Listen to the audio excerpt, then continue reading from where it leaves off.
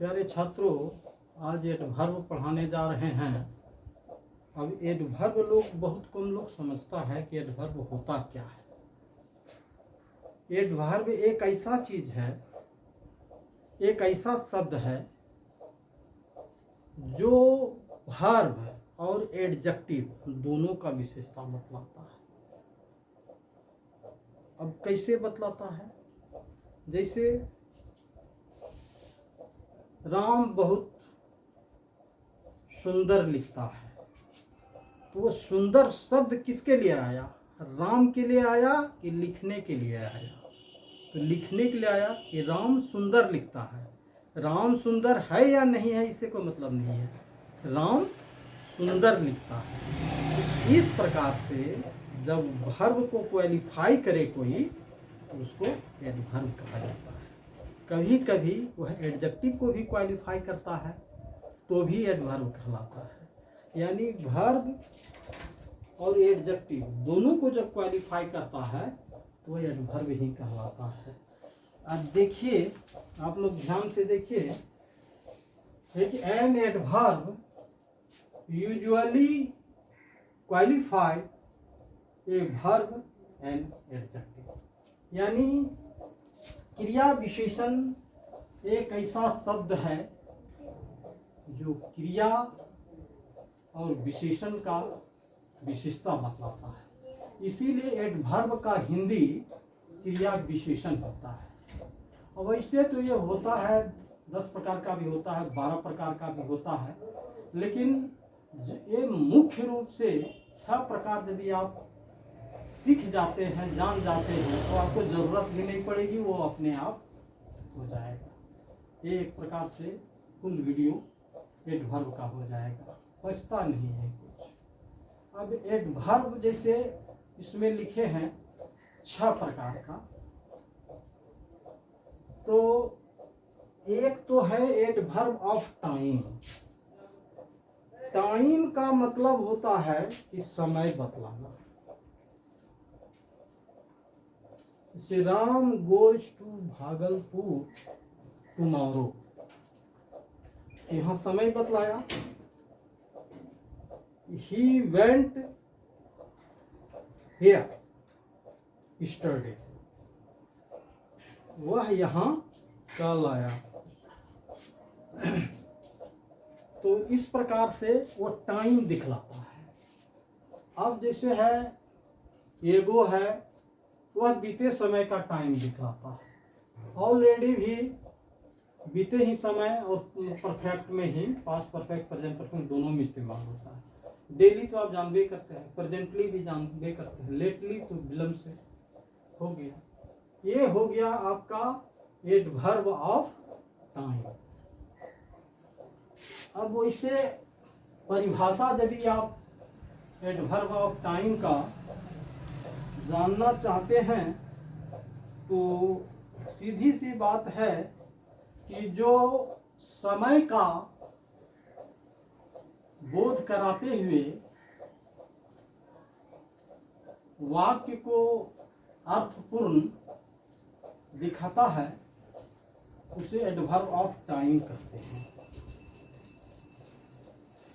इसे इसको इंग्लिश में परिभाषा यदि कहा जाए तो the adverb of time denotes a perfect time in sentence. Denotes a perfect time in sentence. यदि कोई लिखना चाहते हैं तो भी लिख सकते हैं। एक बार में यदि नहीं होता है तो 2 बार बोल देते हैं, यदि आपका लिखने का इच्छा होता है। The adverb of time denotes a perfect time in sentence। यानी एक सही समय को दिखाता है कि कब, जैसे अभी नाउ हो गया, आने वाला कल टुमारो हो गया, बीता हुआ कल यस्टरडे हो गया। ये सभी चीज जो है एडवर्ब ऑफ टाइम का संबोधन कराता है। अब जैसे है adverb of place. Adverb of place में जो है कोई भी शब्द जगह का निर्धारण करता है। जैसे यहाँ, वहाँ, अंदर, बाहर, इसका भी होता है अंदर, नीचे, बगल में, बाहर में, ये सब भी समय का ये सब स्थान का संबोधन कराता है, इसलिए इसे हम एडवर्ब ऑफ प्लेस कहते हैं। एडवर्ब ऑफ प्लेस जैसे कोई कहता है Ram is in room, in the room या इन रूम, राम कमरे में है, तो वहां पर भी इन जो है स्थान का संबोधन कराया। अब परिभाषा के तौर पर लेते हैं तो an adverb of place is that word which qualifies a certain place, it is called adverb of place। अब जैसे है कि सीलिंग फैन मेरे सिर के ऊपर है, तो वह भी एक स्थान हो गया। The ceiling fan is over our head, एक तरह से स्थान को जाहिर कर दिया। Ram is here, Shyam is there, ये सब चीज प्लेस। अब है adverb of number. Adverb of number जो होता है ये संख्या से जाहिर किया जाता है। Adverb of number which shows a perfect count is called adverb। जो एक्यूरेट गिनती को बतलाता है उसे हम एडवर्ब ऑफ नंबर कहते हैं। अब जैसे इसमें दिया हुआ है once, twice, thrice, again, seldom, secondly, एक बार, दो बार, तीन बार, फिर से, कभी नहीं। सेल्डम का मतलब नहीं होता है, सेकेंडली मतलब दोबारा, ये नंबर को दर्शाया।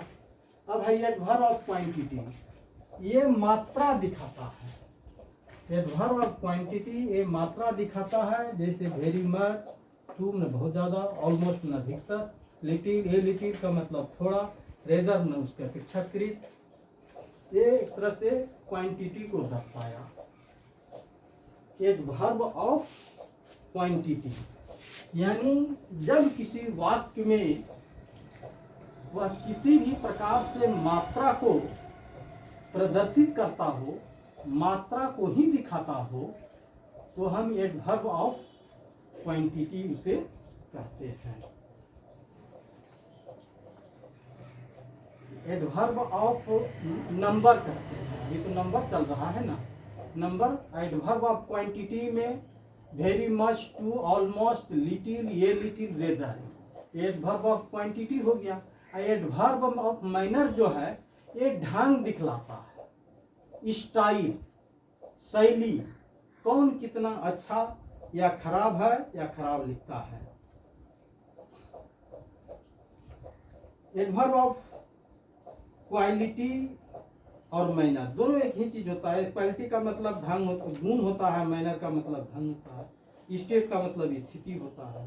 तो which shows the style, system, quality और state is called the adverb of manner. अब है एडवर्ब ऑफ फ्रीक्वेंसी।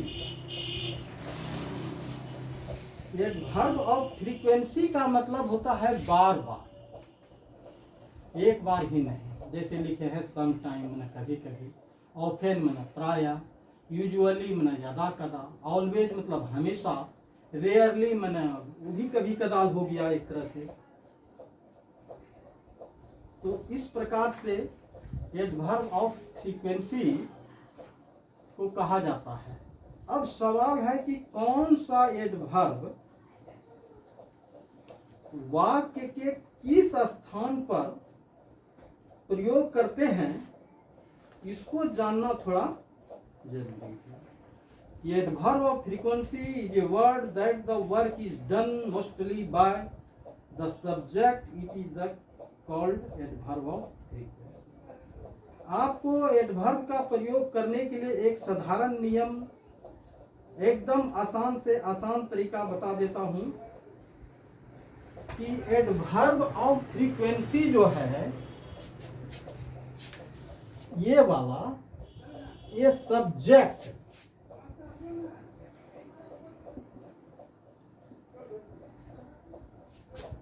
और वर्ब के बीच में लिख दीजिए एडवर्ब ऑफ फ्रीक्वेंसी, हो जाए। जैसे ही ऑलवेज कम टू मी, वह हमेशा मेरे पास आता है, तो ही के बाद ऑलवेज हो गया। तो जितना भी एडवर्ब ऑफ फ्रीक्वेंसी है उसको सब्जेक्ट के बाद और मूल वर्ब के पहले प्रयोग कर दीजिए तो हो गया, और बाकी बात को लास्ट में लिख दीजिए, चलेगा। एडवर्ब ऑफ नंबर को आप शुरू में भी लिख सकते हैं और बाकी बात को लास्ट में लिख दीजिए। ये एडवर्ब ऑफ टाइम तो पूरे आप लास्ट में लिख सकते हैं, लास्ट इन सेंटेंस।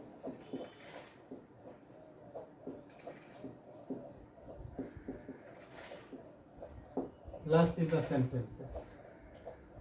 ये कोई कोई बीच में आएगा, नहीं तो ये भी लास्ट में आएगा, कुछ आएगा बीच में इसमें,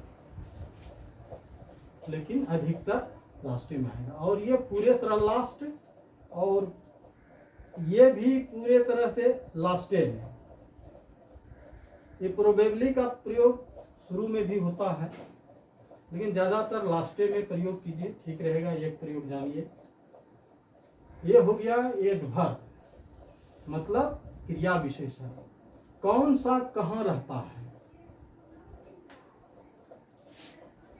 अब और इनके अलावे भी बहुत शब्द है, क्योंकि शब्दों की कोई सीमा नहीं है, बहुत सारे शब्द हैं।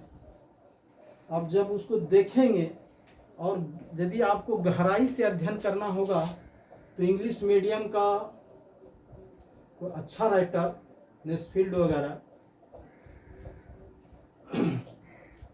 ये सब पुस्तक में थोड़ा सा गहराई से रहता है।